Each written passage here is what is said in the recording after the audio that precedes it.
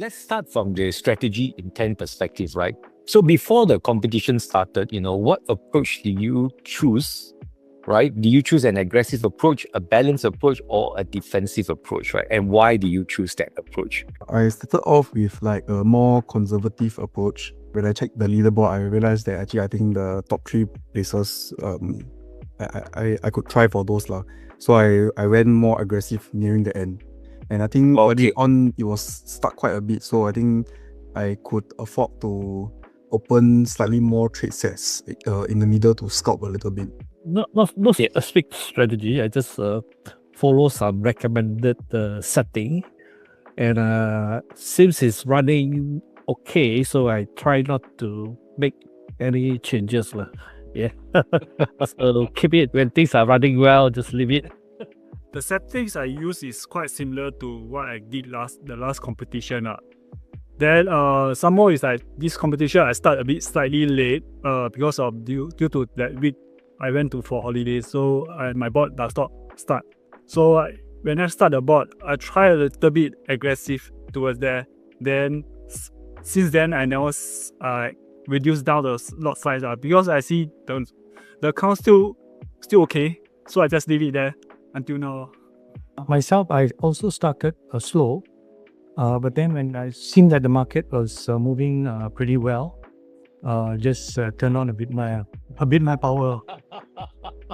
Okay. So I take it you're one of those who quite closely monitor the market itself.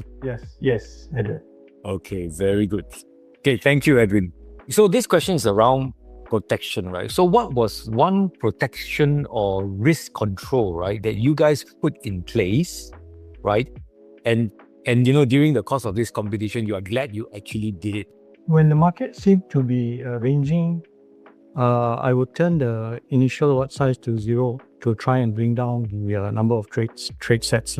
Most of the time, I had 2 trade sets running, but when the market was moving a bit sideways, then I try to bring it down. I did manually kind of keeping track quite closely.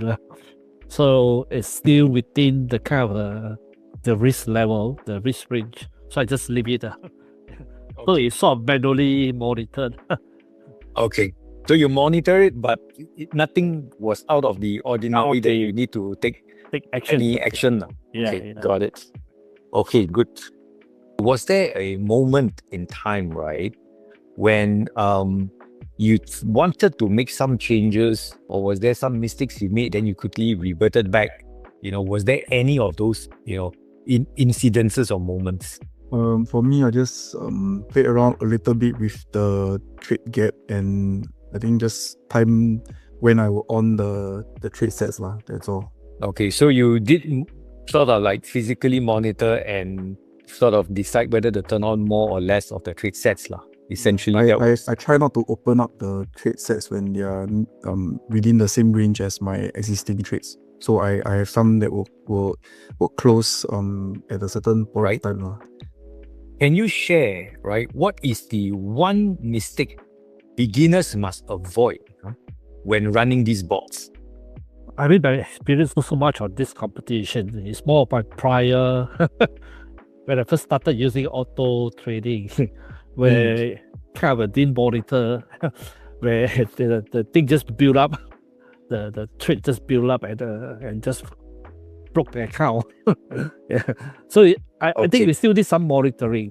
You got to come back and take a look at the results.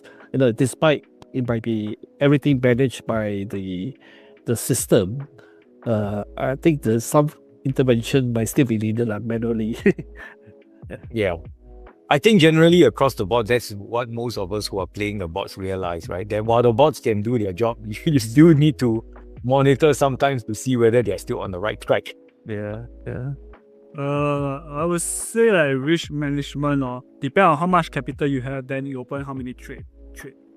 Because after a while, you sort of realize, just looking at the number of trade sets open and how many trades are running, you sort of get an idea of roughly where you stand, right? Yeah.